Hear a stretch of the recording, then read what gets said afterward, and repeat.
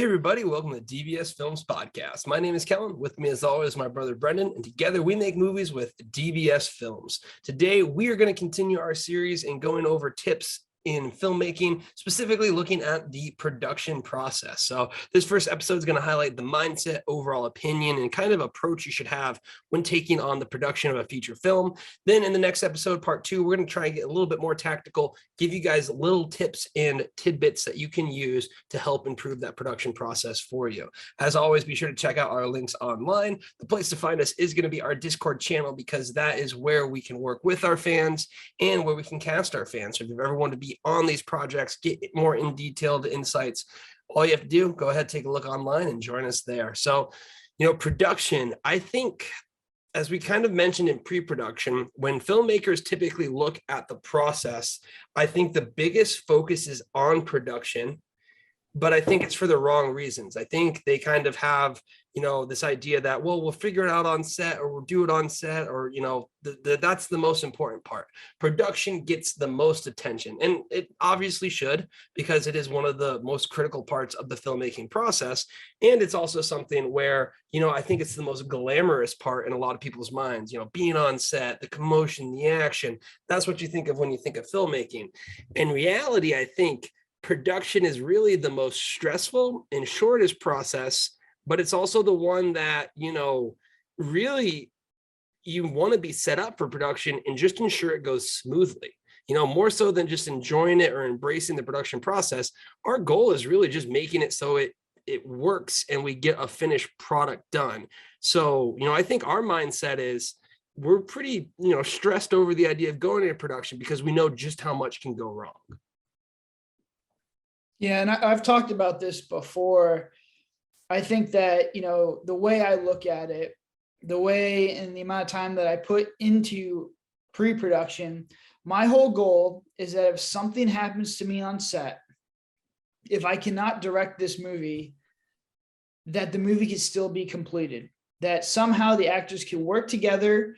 They understand what they need to do. They understand what they need to accomplish, how they need to act, the overall tone of the movie, and they're able to finish it themselves without a director. And having that mindset and trying to give that clarity of direction in the pre-production phase will make your production so much easier, because if they completely understand how to make this movie, how to complete this movie from start to finish without my input or my direction, then, that level of communication and clarity makes your production so much easier. So that's kind of the mindset I go into making these movies. Is I want to make sure that everyone is so clear on the direction of the movie, so clear on the objectives that we're looking to complete, as far as like tone and just overall, just the overall flow of the movie. If I can make it that clear that they can do it themselves, then, I succeeded as a director in my pre-production. And then your pre-production, or your or not your post-production, your actual production is going to be so much easier, because at that point, I'm just kind of guiding the ship. I'm making small little corrections. There's nothing major in there. And I think that having that mindset is how you really make your production as smooth as possible. Yeah, I completely agree. And the way I see production is, with us being the editing mindset, we talk about all the time, where we look at it, what is this final picture going to look like? How's it going to cut together from the very beginning, from the point where we start writing, from the point where we start pre-production? All of it is focused on that editor's mindset. And when we go into the production process, we're really just trying to avoid those landmines. And again, production is really going to be something where, simply due to the nature of filmmaking, and I think this is the next point I want to highlight, I think a lot of people that say they're filmmakers, and anyone who does make film is a filmmaker. I don't want to act like it's any kind of pretension or anything when it comes to that title. I think it is something where any type of film makes you a filmmaker. But I think one of the biggest things with this industry, that if you look at compared to other industries or other creatives, is the limited amount of practice you have on set. If you think of it from a musician, you can always pick up your guitar, you can play your guitar, you can always go ahead and paint. You typically don't have this level of practice. And I think the biggest thing that people underestimate is how much can go wrong on production. So do you want to talk about how, because of the limited experience most filmmakers have, it's almost like, a minefield waiting to explode on them? Yeah, I just think, it comes down to how many reps do you have actually in front of a camera? And for an indie film, most of your actors are going to be relatively new. They're going to have not a lot of experience. And, when you're taking all these people, you're sticking them in a pressure cooker, and, you're sticking them, essentially on a set that they have to work for 16 to 18-hour days, 8 days in a row.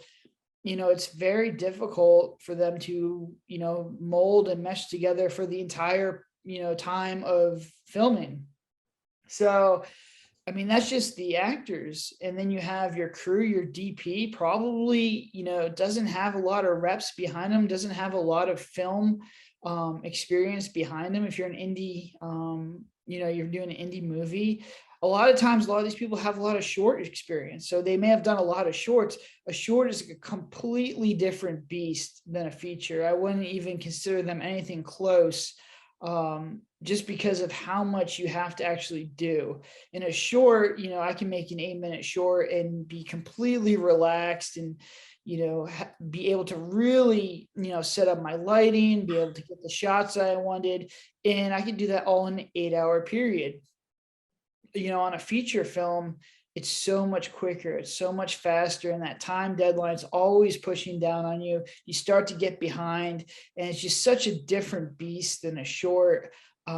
You're compromising constantly. So if your crew has just only short experience, if your actors have experience working on shorts, they're not going to see the problems that a feature film actually, can bring forth. So, the only way to understand these problems and pitfalls is to do them and learn from, experience.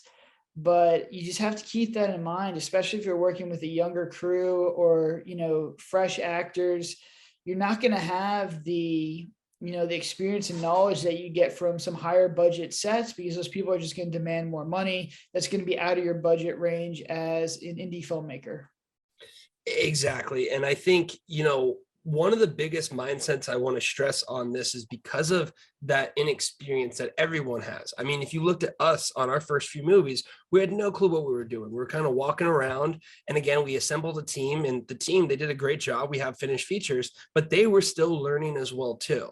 So I think this goes back to, again, why you really want to do everything yourself. That David Fincher approach, where he literally did all elements of production, pre-production, writing, editing, so he could at least understand what's going on. Because if you don't know what's going on, it just leaves the room open for so many more issues to arise on production, things you've never experienced before. And I would almost always say this, especially to first indie filmmakers: your production is going to go wrong. That production you have in your head is never going to happen. It's never going to be that smooth. I would say, realistically, it took us basically until The Haunting of the Murder House, our 10th movie, before we had not critical issues happened when it came to just the production. Girl in Cabin 13, we had a big delay on the special effects, which really put us back. And that was a huge crunch. We still managed to get it within that time frame, but it basically took us 10 feature films before we got a production shoot that we were comfortable with, and comfortable still meant staying up 24 hours the end of the day just to get everything done there. So I really want to stress this. If you are a first-time filmmaker, it is going to go wrong. Plan way more time in advance and expect the unexpected. With that being said, if you are not fully prepared for this, the set is not the time to work things out. The set is the time to understand and compromise and get things done. So again, this is just kind of a warning lesson, because I think a lot of people think about production, but they have a completely different idea. It's going to be on set. We're going to talk things over. We'll get this done. You just lose time. It's a time crunch. It is the number one thing. You have to protect every single millisecond that you have on set, because again, the way that these features cost, if you screw up your production, you can look at doubling your budget instantly, just because you have to get the crew back together, if you get all of these things together. So really understand just how critical and how crucial every second is. So with that being said, I think, to give people who haven't been on set an idea, walk me through what a typical DBS set looks like, the amount of days, the time, and what you kind of relate it to just from your experience now. So, we've added more days since we started shooting the earlier films just to get to the hour 20 mark, which is usually what distribution companies want, just because they can stack the ads on there for AVOD and it's just more lucrative. So we have added a couple days to our sets from our earlier stuff. That being said, we're way more efficient now. The amount of footage that we get compared to our earlier movies is almost double. So we're still very, very fast. We're very, very lean.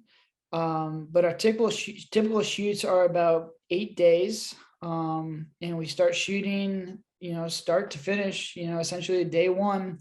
We'll usually get to the location in the afternoon. I'll take the actors out to get food. We'll get supplies. We'll move the equipment in. And I'll probably try and shoot for 5 or 6 hours that first night. So after the first day, for the remaining 7 days, we typically shoot for about 14 to 16 hours. I always make sure the actors have 8 hours of rest time. And I tell them, if you're going to do the 8 hours, try and make it sleep. But obviously a set is a very active, high adrenaline situation. Everyone's really excited. It can be hard for them to sleep. But I always make sure they have 8 hours of downtime. And I'd always recommend that. Do not skimp on the downtime, especially early in the shoot, because they're just going to get tired and they're going to get kind of in a funk. So always make sure, once it hits that point where I know we have to stop shooting, I have to give them the 8 hours, that's when we essentially stop. But that being said, like, some actors aren't in all the scenes, so they can break or take a nap.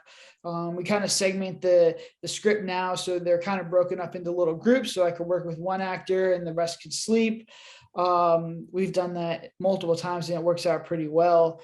But I mean, we're going all the way through, and I'm not stopping shooting, especially for myself, until we essentially get kicked out of the location. So you always want to stack your hardest scenes first and end on your easy stuff. So while Kel and the crew are cleaning up the location that we're in, I'm out shooting B-roll until, the sun rises, or the last minute that we have to leave, just to make sure that I get as much footage as possible. I'm always trying to get more footage than the last shoot. That is one metric that I track, is to try and, in the 8 days, how much raw footage can I possibly get? And, we're seeing exponential gains from Girl Encounter 13 to the Murder House to the Shapeshifter, which was our best one yet as far as just getting raw footage. But, the shoots are quick, they're fast. The 8 days are going to go the fastest 8 days of your life. So, I mean, you really have to make sure you plan this stuff in, advance, because being on set and trying to figure things out, like Kel said, is not the place you want to, practice. You want to make sure that everything is smooth, exactly what you're doing, because the minute you have to stop and start to think about things or try and practice things, or your vision starts to become cloudy and not very clear, is when, things are going to start to fall apart on your set. Yeah, and I would say, there's a famous quote to bring him up again from David Fincher, where he mentions, you get 70% of what you want from a production, you're doing good. And after going through the production process, I think we completely understand how that, makes total sense to us. I think a lot of things that people in the filmmaking industry who aren't familiar with production always assume that the final product they have is exactly what the director wanted. And I guarantee you, every single production for essentially the existence of mankind, I would even say, there was something they wanted that they couldn't get. And for the most part, I think indie filmmakers probably come up on the 40 to 50% mark and they have a broken film. With us, I would probably wager we're up to the 80 or 90% mark. And the only reason for that is because we have to be, because we're operating at such a shoestring budget. We don't have the luxury of a 30% fluff that we might be able to miss or not, kind of like you'll see in the Hollywood film. So expect that things are going to go wrong. Expect it's going to be hard. And what you were mentioning, Typically we're doing 14 to 16 hours for the casting crew, but a lot of it's segmented for them in the sense where, hey, you're not in this scene, go take a nap, go lay down. We always tell them fight for your sleep. Like I love it when I see an actor taking a nap if they're not on set, because when we need them on set, that's when we need their energy and their motivations and things like that. And I mean, day 1, 2, 3, even 4, you can power through. You can't power through a day 7. You can't power through a day 8 if you're lacking on sleep. It compounds. And one thing to mention, while the actors and the other talent can break, we don't get a break. It's something where you're the producer, you're the filmmaker, you are going the entire time. You are not going to get that luxury of 8 hours of sleep. You might get 6 hours, you're probably going to get 5 hours. And literally the last few days, we're typically not getting any sleep whatsoever. And that's on our end. We really fight for that on our talent to make sure they have the rights, because again, the actors and the talent, it's different the way that we see it. If you're taking this ownership of this project, expect to get even less. You have to be the one leading the charge. And I think this is a good segue. I think the way that we see it now, and the way that I at least see it, is our overall goal is to capture and maintain that momentum. You will feel momentum on a production. And do you want to just kind of start going into what that momentum is, how we see it, and how it is the most critical thing as a producer or a filmmaker? Is you are in charge of the momentum of the film shoot, because it literally will make or break your movie. Yeah, I mean, it goes back to what I was talking about before, as far as just making sure, or having such a clear vision and clear communication to the actors that they can essentially direct themselves. I think one thing I see with a lot of indie films, and we've had a lot of issues on our previous films, was like everyone thinks they're like Hitchcock, or Kubrick. They're trying to really like go and fine tune all these minute details like body language or facial reactions or just the way people say things. Number one, this should have been all done in pre-production.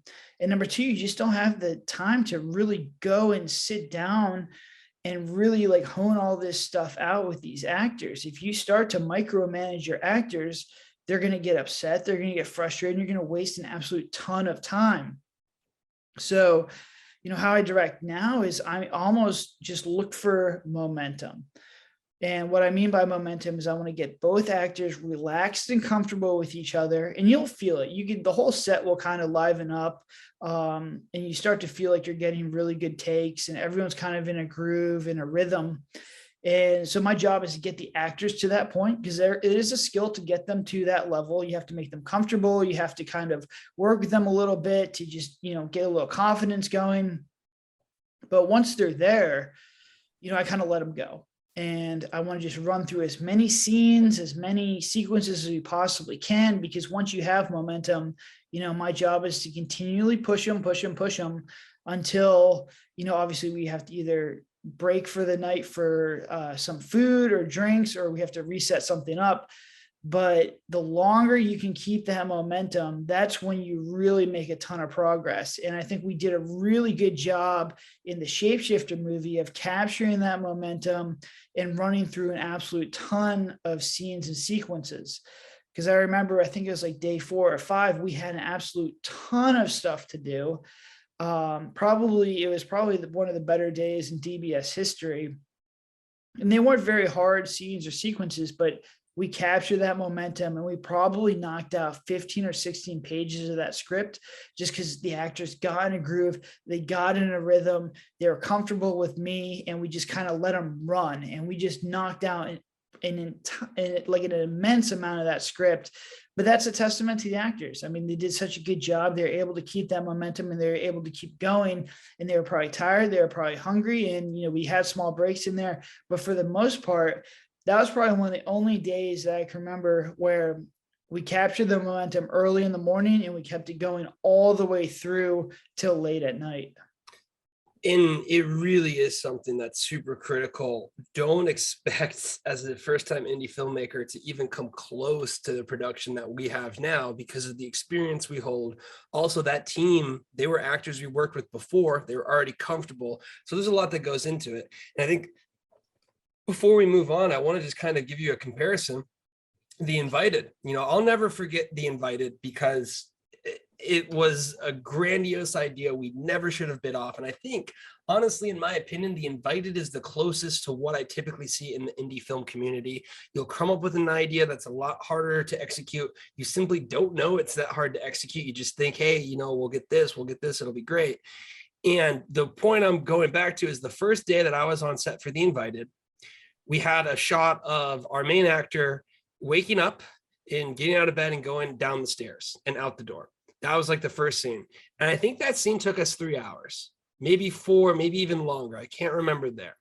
To give you an idea now, with everything that we know and the way we've consolidated our production and the way that we've done it, probably in that 3 hours, which again, maybe 35 seconds of footage I think we got from The Invited for that, of like once you cut it all together and get it. And again, this is changing location, changing lighting, all that stuff, to where we're at now. That same 4 hours, we probably got like 10 minutes when we were in that peak momentum phase of it. And that only comes from experience. That only comes from understanding it. So quickly, do you want to talk about how just the efficiencies you see from where we were to where we are now? And again, where we were is where most indie filmmakers, if it's your first film feature production, is where you're going to find yourself. That's just how the process works. Yeah, it's just, and it comes back to just being leaner and obviously having experience and, understanding. Now that I'm the DP, I practice a lot of this stuff. I know I pretty much almost at this point have done every single basic shot that you can possibly imagine. So I understand how to get actors in and out of rooms, which seems very easy, and it's really not. How you actually do that and do it in a cinematic way is kind of difficult. Well, it's not difficult, but it requires thinking. In order to think properly, you have to have experience doing it. The two scenes that always come back and haunt me was, number one, the one that Kel mentioned with Invited, where we have a main character waking up, running down a staircase, exiting a house, and getting into a car, right? And that took 3 or 4 hours for that. And now I could probably knock that out with a Ronin shot, a couple of tripod panning shots. I could put the shoulder rig on and pan. I can knock that shot out in maybe 30 minutes. So you're going from 30 minutes to 3 hours. The second scene that always really bothers me is the beginning of the Morgan estate. We have a girl in the closet. We have her look and see a figure. She goes down some steps and then she tries to escape, and then she ultimately gets stabbed. That scene probably took us 8 or 9 hours. I can knock that out easily within an hour, hour and a half, and it wouldn't be a problem. The biggest problem would be the special effects blood, which I'm not even concerned about. We've done stabbing scenes a million times. But to just see the growth that we have now, we went from 3 hours down to 30 minutes and 8 hours down to probably an hour and a half. So that time compression just allows us to do so much other things. It allows you to focus on other shots, but that just comes from experience. For the shapeshifter, we had a very technical opening scene, which required multiple characters running in and out of locations. It required a mask, it required a fight scene, and special effects. And I'm trying to think, we probably started shooting this at 8 p.m. and we wrapped maybe at 2 or 3. So that's 8, 9, 10, 11, 12. It's about 7 or 8 hours of footage. And that scene turned out to be 7 or 8 minutes. Well, I was talking to an actor on set, and she had done a short film, and it was an 8-minute short, and it probably had less technical stuff than this one, and they took 7 days. So if you look at other films, and obviously like they probably had better cinematics and lighting that we'd had in that scene because we're very run and gun, but just give you an idea of, the speed and pace that we're operating at. What takes someone 7 days, we did in 8 hours. So, that's just where you get to from experience and understanding how the process works. And I think that's the only way you can really get to that point. We've done a lot of practice. We've done a lot of footage.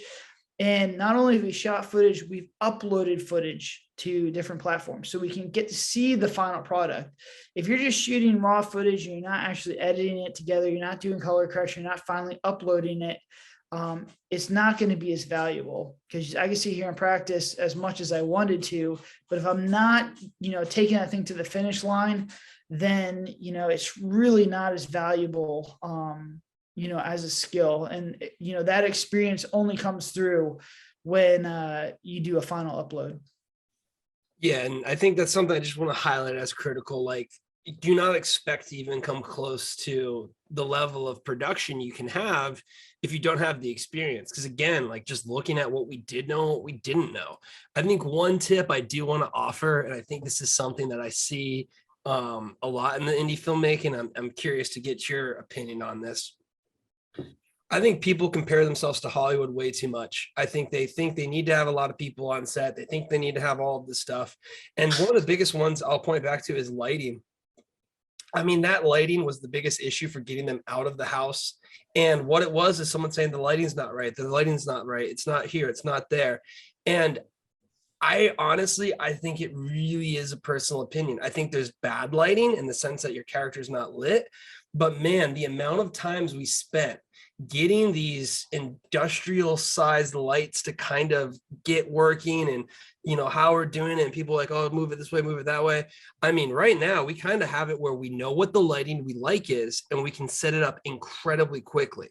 So I think when people start doing the indie filmmaking process, they literally try and do too much, and because they're not skilled at it, it takes them way too long and it comes out worse. Well, my biggest recommendation would be incredibly minimalistic. Just try and keep it as low as possible on the crew. Try and keep your lighting as basic as possible on the crew. If you're trying to do some crazy type of lighting and you haven't been on set before, you're going to most likely fail at it to begin with. And literally natural lighting of just having the lights on or off is going to be better. So what are kind of your opinions on most filmmakers jumping into it? Because I mean, honestly, I think less is more. It really is, because you're going to waste time. It's not going to be that good. And more so than getting the lighting right, not having a finished product because you didn't get enough footage is going to crush you and not get you to upload. Yeah, on the indie level, I completely agree. I think less is more, pretty much throughout the entire process. Usually our best scripts are the most simple scripts. Our best productions are the most simple productions. Editing wise, same thing. The simpler it is, the no crazy special effects, no crazy CGI. The found footage is probably our better editing stuff just because it's so simple. Even on the distribution aspect of it, distribution companies that are bigger and more prestigious, for most people may not be the best fit. You're better off for someone, distribution company that's going to take care of your film and just be more aggressive as far as like AVOD and smaller platforms that don't come with all the bells or whistles or the big marketing fees. Usually those are the better ones. So all the way through this process, I think less is more. And if you really focus on cost and being minimalistic, you're going to have a better time. And I think the big grand, shooting strategies, which Kel was talking about, come from Hollywood because they can shoot a page a day, and that's aggressive for them. The page a day, that's, we did a lot of work today. And, when you shoot a page a day, you can get a ton of different angles. You can take time to set up your lights, and, you can really have time to sit there and work with the actors and really get a ton of takes, and really get the performance that you want. We have a huge budget, getting you there. And as an indie filmmaker, you just don't have that. So I think a lot of indie films come from people who are, grips or PAs or, ACs on bigger Hollywood films. And I think they could take that and, bring it to the indie, film level. And they quickly realize it's not the same as, a Hollywood film. That time is, much more valuable on an indie set. And also I think it comes from a lot of people just not understanding the process, because they just don't have a lot of experience. So, that was my mindset when I first started. I said, look, I could hire a whole bunch of people who know what they're doing to help accelerate my timeline, get better products. And that was the opposite was the case. Our movie started getting much better when we had a smaller crew.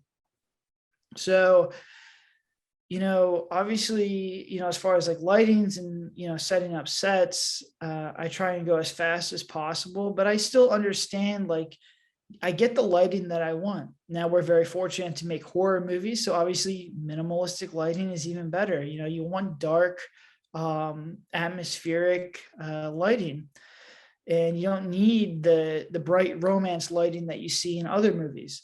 So it's a benefit to, making horror movies. Girl in Cabin 13 was a little all over the place as far as lighting, and I spent a lot of time like learning how to properly light things on a budget and on speed that we need to get to. Murder House didn't have any really lights because it was supposed to be in a dark house. So we pretty much just lit to just make sure you can kind of see the actors. Everything else is very dark in that movie. It's not very cinematic, but that's kind of the feel we were going for. We wanted to shoot with lower exposure to get a little bit of grain, to make it a little grittier. And I think it turned out well. So that was all intentional. And then in Shapeshifter, I was like, all right, look, I want to do a test here. I want to see if people are going to really understand, lighting, if the average Joe is going to understand lighting as far as, is this light coming from a lamp or is it coming from the moon? And see if that's like an issue. And so what I did for that one was I just made it look as cinematic as possible. The locations of the lights don't really make any sense, but the movie looks absolutely gorgeous. And it's going to be interesting to see if people notice that. But I think people are more concerned with the actual look of the movie than nitpicking, essentially where the lighting's coming from. As long as you're consistent with your lighting sources, I think you're in good shape. But it will be a good split test to see if anyone brings that up. Because if not, then The Shapeshifter was the first movie I felt that we really almost 100x'd our budget. The budget of that movie looks like $1 million film. Obviously, it has its flaws, but for the most part, it's by far the best and most beautiful movie we've made yet. Yeah, and I think, one thing I just really kind of want to hit home, just because, again, the worst thing to me is because of, I think, the mindset that a lot of indie filmmakers have. They're kind of a one and done and not even one, maybe like a 0.5. They get to production, they get something, maybe they raise 200 grand or something on Kickstarter somehow, and they get into this process, and then before they know it, it just explodes on them. And something we mentioned from the very beginning is the best thing you can get from these movies and the best thing you can get from filming and uploading is the experience. And you need to have that focus in mind. And too many people have the focus in mind of, nope, I'm coming up to the plate. This first one's my home run. I'll get it. I'll be a director. I'll be famous in Hollywood. So let's swing for the fences. And I just, looking at where we were, the best thing you can do is do the entire process yourself and get something uploaded. That is by far the best thing to do. Because here's the frank truth about it. A lot of the people you're going to find on the indie level, they don't know what they're doing. The biggest issue in filmmaking is there's so very rare amounts of filmmaking going on outside of Hollywood. Outside of the Hollywood system, you really do not have the amount of reps that people are putting into it. In the sense of, we're making 4 movies a year now at the minimum for the most part, looking to ramp up from there. That is a ton of production. Most indie filmmakers or indie, production people, they're just not putting in the amount of reps. So that team that you're assembling is going to be way, way more inexperienced than you're thinking. And again, the teams that we had, they were absolutely fantastic. But on this level, you are up against Hollywood. While you do not have their budgets, the movies that we are up against are Hollywood movies. And the average viewer is not going to know that. So to me, it's much better to go into the production process, understanding there will be mistakes, learning from the experiences, and setting yourself up that if you don't get any money back from this film, you will survive and you're not on the hook for whatever you ended up promising or those things.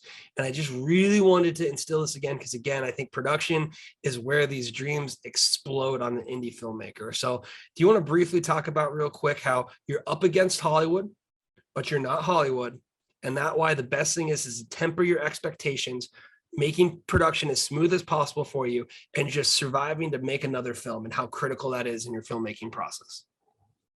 Yeah, I mean, it's everyone thinks that they can make a film, and they just don't understand how much of a budget, how much budget plays a factor into, essentially making these things look good.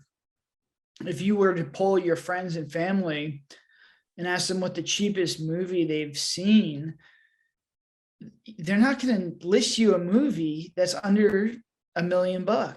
They like no one really is exposed to true indie movies, which are $1 million and less. And there's like Paranormal Activity and a few outliers, but for the most part, everything that you see on TV, everything you see on Netflix, on Hulu, on any of these channels is made for $1 million or more.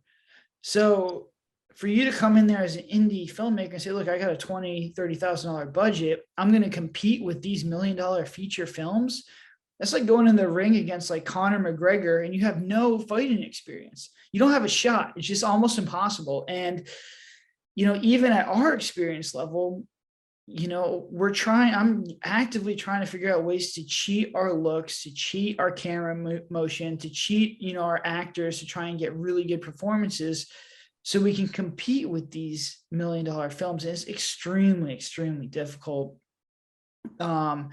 And I think it's almost impossible at a micro budget level to compete with the Hollywood movies. It's just, you don't have the time and the resources that they have to really nail the small things. And that's how you make like a really good Hollywood movie, is they can nail the small things. They can do a ton of takes. They can really work with the actors. You just don't have access to that.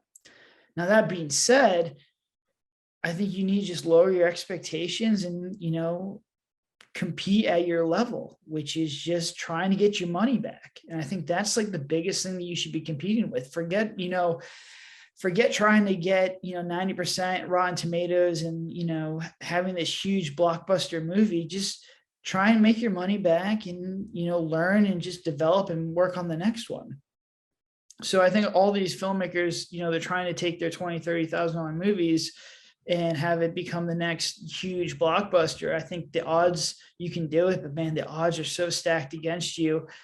And I think if you come in with that mindset and you're taking that mindset into production, you're going to be in for a lot of pain. And then when you go to post-production, you're going to be in for even more pain. And then when you go to distribution companies and they don't really want to work with you because you got sort of a broken project and you're trying to project $1 million movie on this thing that they can clearly see is made for 20, 30K, you're in for a lot of pain. And then when you finally get those first couple of royalty checks and they're not even close to, $1 million, then, I think this is where a lot of indie filmmakers give up. Where I think if you come in there with our mindset, which is like, look, I want to make this for as cheap as possible. I want to learn from this. And I want to put forth the best effort that I possibly can. As long as I put forth the best effort I possibly can on this film, then I'm happy with it. And I'm going to learn from it. And we're going to move on and make another film. And I think with that mindset, it's much healthier for your mental health, and just conversations when you're working with people in industry are much healthier. And I think, it shifts your mindset from one and done, where you only need to make one movie to become famous, to I'm looking at DBS on a yearly time frame. I'm looking on a 3-year time frame, a 5-year time frame, a 10-year time frame. There's different goals all the way through that process. And I know the next movie is not going to be my magnus opus. I'm completely fine with that. As long as I can learn from it, I think we walk away from the whole process with a better understanding of how to make films, how to make them better, then I win. I've won. There's nothing else I could want from that movie. I think that really is critical. And that's why I wanted to highlight it, because I think the production process is where you face reality. You can write whatever script you want. It could be that $1 million script, and you can look at that script and be like, I have something so special that no one's ever heard before, and it's just going to be the greatest thing ever. I spent 3, 5, 10 years writing this, and this is great. Look, we have some money behind this. I know I can do this. I got a great team. And then you show up on set and it explodes for numerous reasons. Again, things are going to pop up, and in our next episode, we'll talk about individually some of the more tactical ones, but there's 2 things I really kind of want to cover left in this episode. And since we're on mindset, I do want to go back to the idea that everyone is looking at you, and it is critical for you to continue your emotions and to have them in check. I think one of the things is, since we do have experience now, it's very easy for me and my brother to understand what we're getting into, because, on set, it's really this weird time warp effect, and emotions go up and down to the extremes. So when everyone nails a shot and you're happy, you're having fun, you're laughing or everything, but then when it's the later days and things are dragging, or you're not getting that set, or you're not getting it, people are looking at you to maintain. And I think, one of the best qualities that I think, you have as a director and like we have on set is we can really be the ones who are that guiding beacon of just, hey, we're going to be calm. We're going to keep moving forward. We'll figure this out. We'll take care of it. If you ever have any lapse in that as someone who is, the director or producer, you're just going to lose all of it. And the more people you have on set, the more different opinions that can come up. So, do you just want to talk real quickly how everyone's looking at you, and you need to, even if you're scared shitless, which I know you've mentioned you've been a few times, you can't show that whatsoever. Yeah, I mean, you can't. I mean, your job is to steer the ship and have a clear vision, direction of what you want to do, communicate that very clearly, and just, you have to continue to just move forward no matter what happens, no matter how crazy it's getting. You can't just stop and break. And, I've seen it happen before, and you just can't do that. The minute that you start to show emotion as a director, negative emotion, the crew's going to start to pick up on it, and it's going to be very difficult to keep that momentum that we talked about earlier. So no matter what's going on, I will move forward. And, there's obviously times where, something's not working out, and I'll pull Kel aside, or I'll pull another crew, member aside and do it out of view of everyone else. If a candid conversation needs to happen, it happens offset, so no one else could see that. I'm not yelling at people and breaking them down in front of everybody else, because that's just going to cause panic and fear. And I'm still working on it. I know we had an incident in the shapeshifter that, we had a reflection in the mirror that was very difficult to fix. We're under, time pressure, crunch got to me, and I sat with Kel and we figured it out. If anything, I'm the only one that yells at Kel and we yell at each other, but there's no actual yelling at actors or showing emotion beyond that. And I think you have to be stoic. You have to be a rock. You have to be the guiding force of your movie. The minute you start to be emotional is when, things are going to start to fall apart. And I always try and, I don't really want to ride the highs and the lows. I try and keep a very steady mentality all the way through it. Is like, yeah, the actors are going nuts because we had a really good scene. We had a good sequence. It's turning out well. They're seeing the footage is going well. And I'm just like, on to the next one, on to the next one, on to the next one. Because I really do not relax until I get that final shot. Because there's just so much that could go wrong.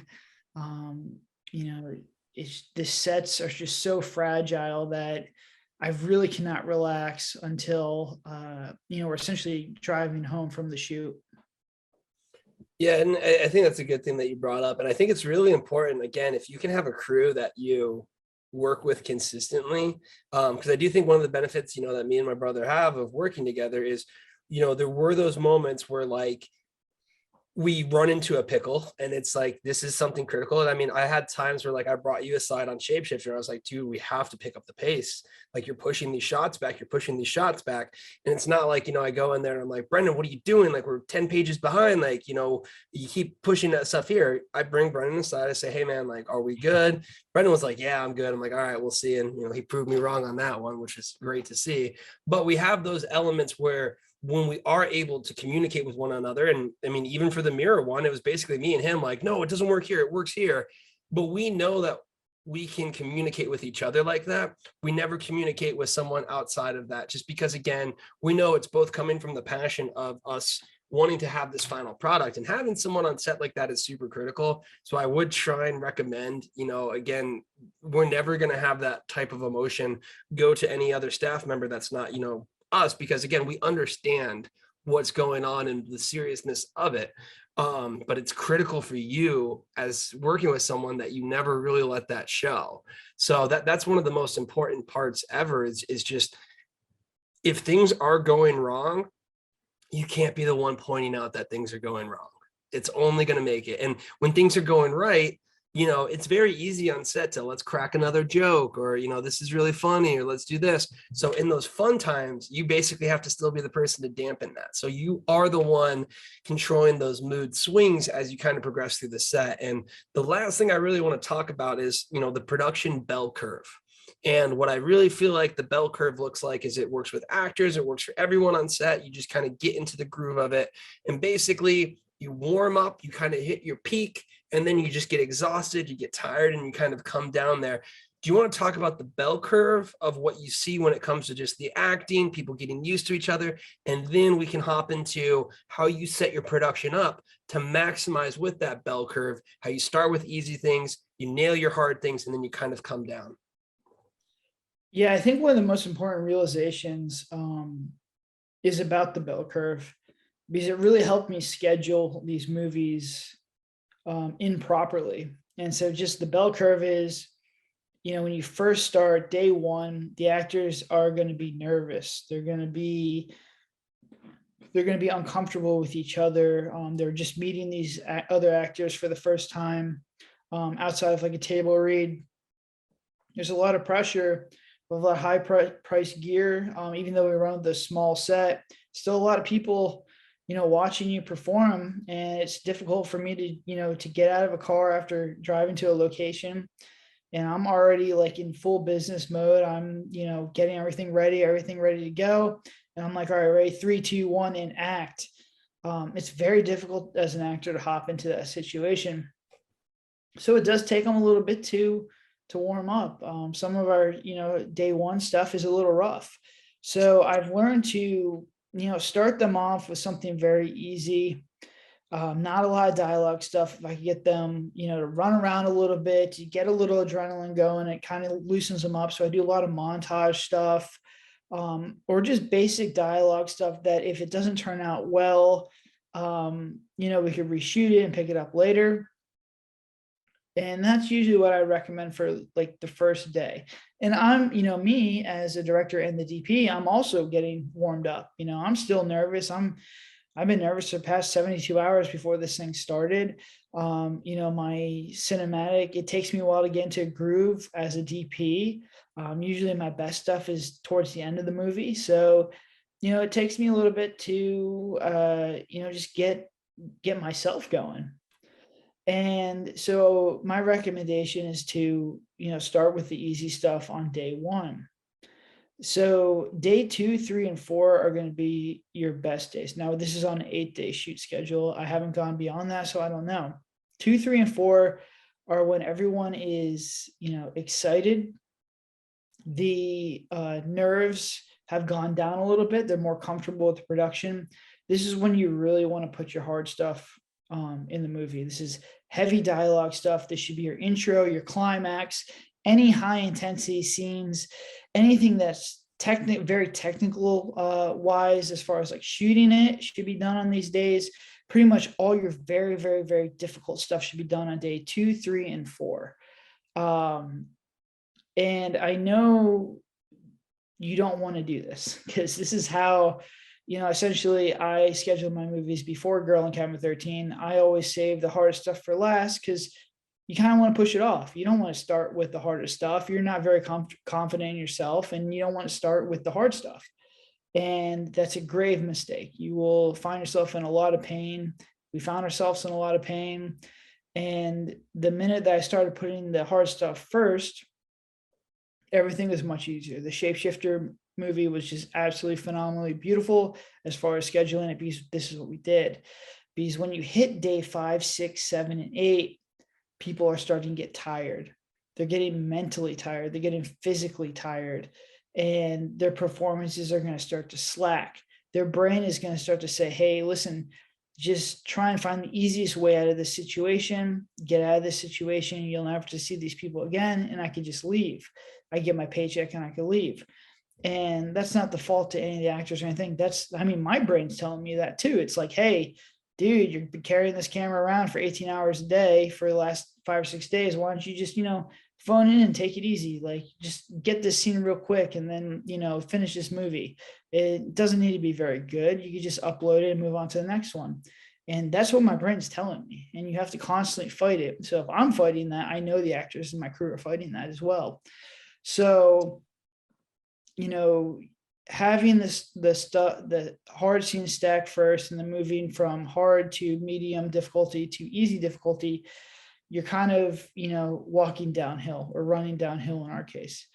And that's just crucial, because when you get to that final day, you just really want to have very easy scenes. You want to have B-roll scenes, you want to have montages. And if you could finish that, it's just such an easy way to finish a movie shoot. It's so smooth, and it's just something that I'd highly recommend. Now, when you're scheduling this and when you're on set, your brain's going to tell you, do not do the hard stuff first.